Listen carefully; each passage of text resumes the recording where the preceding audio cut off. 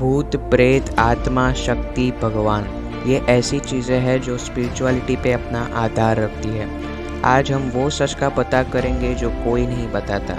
दुनिया इस पे बटी हुई है। दुनिया के कई बड़े साइंटिस्ट कई पहेलियाँ आज तक सुलझा नहीं पाए हैं, और आज हम ये पता करेंगे कि आखिरकार सच क्या है।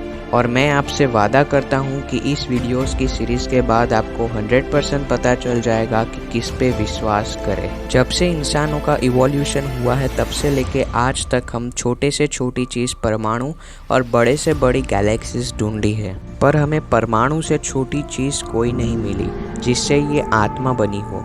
और बड़ी से बड़ी चीज़ जो दुनिया की शायद शक्ति हो सकता है, हम उससे नहीं जान पाए हैं, और आज हम ये बहुत जल्द जानने वाले हैं। दुनिया में आज भी ऐसी कई जगह है जहाँ पे ये स्पिरिचुअलिटी पावर्स एग्जिस्ट करती है और जिसे आज भी साइंटिस्ट के लिए अनएक्सप्लेन्ड है। अगर हम नज़दीकी जगह में देखें तो सबसे पहला नाम आता है दी निधिवन फ्रॉम उत्तर प्रदेश। ये ऐसी पैरानॉर्मल जगह है जहाँ आज भी भगवान श्री कृष्ण रात में आते हैं और रास रचते हैं। की सुंदर छटा आज है न्यारी, मंद सुगंधित पवन चले देखो हो कर मतवारी, राधा के संग रास इस वन में रात में जाना वर्जित है। कारण है कि भगवान आते हैं यहाँ पे जिसे कोई नहीं देख सकता। अगर आप यहाँ पे रात में रुककर कुछ देखने जाएंगे तो वो आपका आखिरी दिन हो जाएगा। या तो आप पागल हो जाएंगे या कहीं पे गायब हो जाएंगे। बहुत सारे पैरानॉर्मल इन्वेस्टिगेटर्स और रिसर्चर्स लोग आए हैं और पैरानॉर्मल चीज़ों को अपनी आँखों के सामने देखा है और उसको महसूस भी किया है। यहाँ के अजीब पेड़ आपको समझाना बहुत ही मुश्किल है, क्योंकि यहाँ पे जो पेड़ का निचला हिस्सा है वो पूरी तरह से सूख गया है और ऊपर के हिस्से में पत्ते लगे हुए हैं। ऐसा कैसे हो सकता है? रिसर्चर के लिए ये बड़ा सवाल है। ऐसा कहते हैं ये पेड़ भगवान श्री कृष्ण के युग से है, जो आज तक ऐसे ही है। और रात को इस जंगल में इंसान तो क्या, जानवर और पशु पक्षी भी जाने से कतराते हैं। इस मंदिर में श्रृंगार का सामान, खाने का पान और पानी रात में रखा जाता है, और मंदिर में ताला बाहर से मारा जाता है, और सुबह देखने पे ये सारी चीज़ इधर की उधर हो जाती है, जैसे कोई आया और इस सारी चीज़ों का यूज़ किया हो।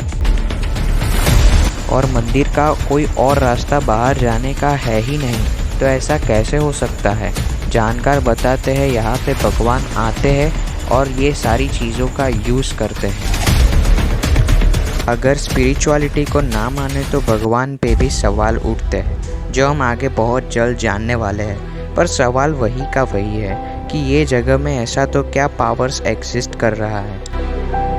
अगर हम और जाने तो ऐसा एक नहीं, हमारे भारत में ऐसे कई मंदिर और जगह है जहाँ पे ये पैरानॉर्मल्स एनर्जीज एग्जिस्ट कर रही है। और अगर दुनिया की बात करें तो ऐसी इतनी जगह है जिसकी हम गिनती भी नहीं कर सकते। ये जगह है और पैरानॉर्मल प्लेस एक ही बात की ओर जाते हैं कि अभी हम दुनिया की और स्पिरिचुअलिटी के बारे में कुछ नहीं जानते हैं।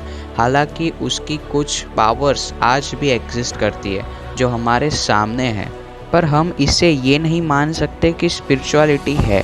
अगर हम मान भी ले तो सवाल वही का वही आ जाता है कि स्पिरिचुअलिटी काम कैसे करती है, और उसका एग्जिस्टेंस क्यों कुछ ही लोग समझ पाते हैं और अपने कामों में इस्तेमाल कर पाते हैं। भारत के महान गुरु स्वामी विवेकानंद जी ने कहा है कि you have to grow for inside out, none can teach you make you spiritual, there are no teachers but your own soul. जिसका मतलब है कि आपको अंदर से ग्रो होना है। आपको इसके बारे में कोई नहीं सिखा सकता। दुनिया में ऐसा कोई टीचर्स नहीं है जो आपको स्पिरिचुअलिटी सिखा सकता है, और सिखा सकता है तो वो केवल एक चीज़ है, वो है आपकी आत्मा। इस बात से ये पता चलता है कि स्वामी विवेकानंद जी स्पिरिचुअलिटी को समझ गए थे और स्पिरिचुअलिटी को मानते भी थे। परंतु बात अगर साइंस की करें तो साइंस के लिए एविडेंस इम्पोर्टेंट होता है, जो किसी के पास नहीं है। पर हाँ, इससे हम ये नहीं कह सकते कि स्पिरिचुअलिटी को साइंस कभी समझ नहीं पाएगा। साइंस की नींव रखने वाले अल्बर्ट आइंस्टाइन कहते हैं कि no problem can be solved from the same consciousness that create it, we must learn to see the world anew। इसका मतलब है कि कोई भी प्रॉब्लम उसी चीज़ से सॉल्व नहीं हो सकती जिसने उसे बनाया है। हमें दुनिया को नया देखना सीखना होगा। उसी चीज़ का मतलब है आपकी दिमागी दृष्टिकोण और आपकी दिमागी तर्क। इसका साफ मतलब है कि अल्बर्ट आइंस्टाइन कोई ऐसी चीज़ के बारे में बात कर रहे हैं जिसे हम अपना तर्क लगा के नहीं, कोई और तरीके से हम इस दुनिया को देखना होगा। तो वो कौन सा तरीका है जिससे हम स्पिरिचुअलिटी को समझ पाएंगे? अगर हम स्वामी विवेकानंद जी के मुताबिक जाए तो वो चीज़ है हमारी आत्मा, जो हमें स्पिरिचुअलिटी को समझा सकती है। मगर हम अपनी आत्मा को कैसे ढूंढेंगे? हमको तो ये भी नहीं पता कि आत्मा होती भी है या नहीं। अगर हम मान भी ले कि आत्मा एग्जिस्ट करती है तो हम उससे बात कैसे कर सकते हैं? आत्मा के बारे में बायोलॉजिकल डॉक्टर्स और साइंटिस्ट की अलग अलग बातें हैं, जिसमें कई साइंटिस्ट ये मानते हैं कि आत्मा हमारे शरीर में होती है, मगर हम इससे प्रूव नहीं कर सकते।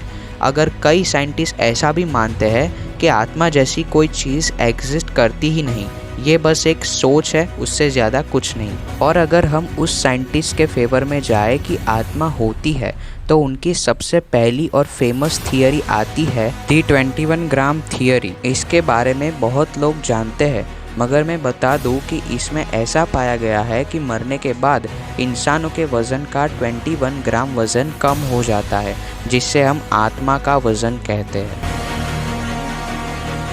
हालांकि इसमें भी लोगों का फेवर बटे हुए हैं। कई लोग ऐसा मानते हैं कि आत्मा का वज़न कभी किया नहीं जा सकता, क्योंकि आत्मा का वज़न ही नहीं होता है। अगर हम ऐसा मान के चले कि आत्मा होती है, तो हम उससे कन्वर्सेशन कैसे करें?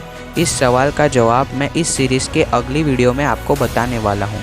और भगवान होते हैं या नहीं, या ये सिर्फ एक सोच है, हम इसका भी पता लगाने वाले हैं। तो इस सीरीज़ के अगले वीडियो की नोटिफिकेशन के लिए पास में रखा हुआ बेल आइकन दबाएं। और आपको मेरी मेहनत और रिसर्च अच्छा लग रहा है तो चैनल को सब्सक्राइब और लाइक ज़रूर करें। तो मिलते हैं इस सीरीज़ के अगले वीडियो में।